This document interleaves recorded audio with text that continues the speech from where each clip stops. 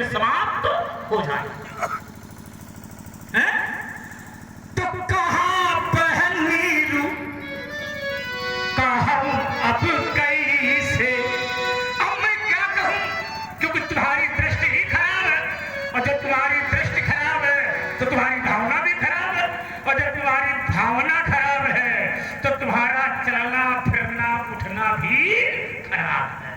तो इसलिए लक्ष्मण ये सदैव याद रखना चाहिए कि देखी न सके पराई विभूति, ये हमारा प्रत्यक्ष प्रमाण है, और इस प्रत्यक्ष प्रमाण को रामायण से ही काटा जा सकता है। अब कोई ऐसा विषय लाओ तुम, तब जानेंगे तुम्हारी तैयारी हो गई है, तो हम समझेंगे। अगर कहीं तुम ये प्रमाणित कराओ हमें, और कहीं हमारी बात को काटो कि नहीं पंडित जी तुम्हारी बात असत्य है, कि अगर बड़ा व्यक्ति कहीं ये चाहता हो कि छोटा व्यक्ति बड़ा बन जाए, कहीं नहीं चाहता है? हाँ समझो, नदी कभी नहीं चाहती है कि मैं तालाब से मिलूं, बताना। नदी कभी नहीं चाहती है, दादा सोचना, नदी कभी ये नहीं चाहती है कि मैं तालाब से मिलूं।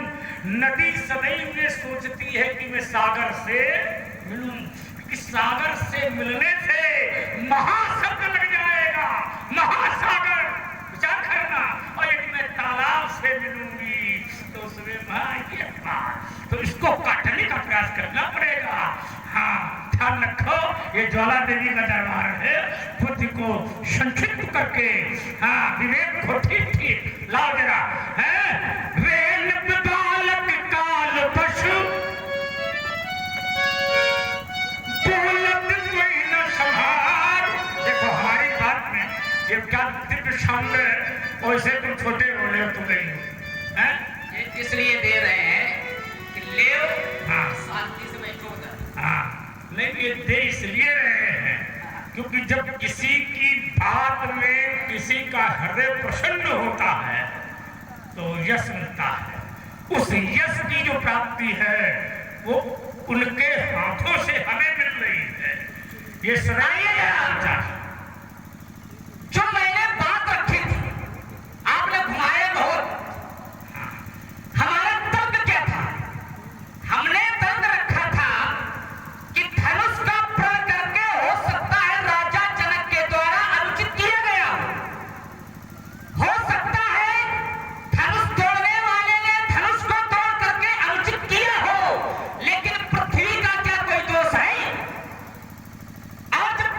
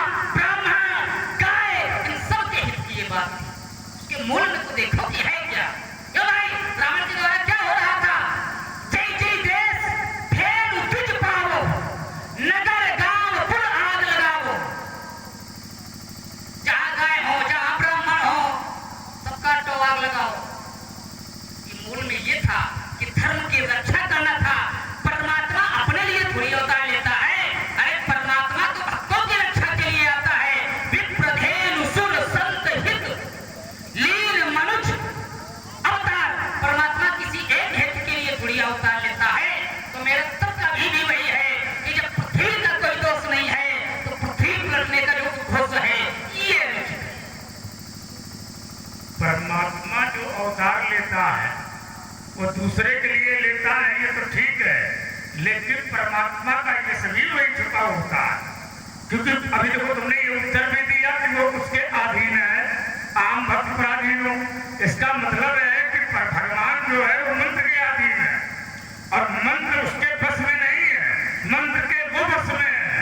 और जो भगवान का भक्त है वो मंत्र को जपता है, भगवान की भक्ति करता है, इसलिए भगवान भक्त के बस में हो जाता।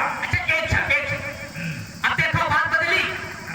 इन्होंने कहा था ब्राह्मण के अधीन, मंत्र कहा था कि नहीं कहा था? अब बात बदल गई कि बोले भक्त है, अब भक्त के अधीन भक्त मंत्र बोलेगा तो मंत्र के अधीन। तो अब ये कहो कि ये गलती होगी कि केवल ब्राह्मण के अधीन नहीं है। क्या है क्या? हमारी बात तुमने समझा नहीं? हमने समझ लिया। भाई मैंने कहा कि परमात्मा मंत्र के अधीन है, ठीक है ना? और उस मंत्र को जो भी जपेगा, जो भी आवश्यक नहीं है कि ब्राह्मण है, जहां मंत्र अधीन की बात आए वो ब्राह्मण के अधीन है, लेकिन मंत्र को जपने का जो क्रिया जहां बात आती है उसे कोई भी कर सकता। अब राम का नाम तो लेना सबके लिए है, वो एक के लिए तो नहीं है, बात समझो। लेकिन ये नहीं, मंत्र भी है, मंत्र भी है, राम मंत्र भी है, और महामंत्र भी है। महामंत्र जो ही जपत महेशु, भोले बाबा महामंत्र का जप करते हैं। अच्छा, हमारे यहाँ महामंत्र मंत्र ले। देखो जो जिसका स्वामी होता है उसके लिए वो महामंत्र है। विचार करना, एक स्वामी जी तुम्हारे गांव में रहते हैं, उनके बहुत सारे चेला हैं, विचार करना, लेकिन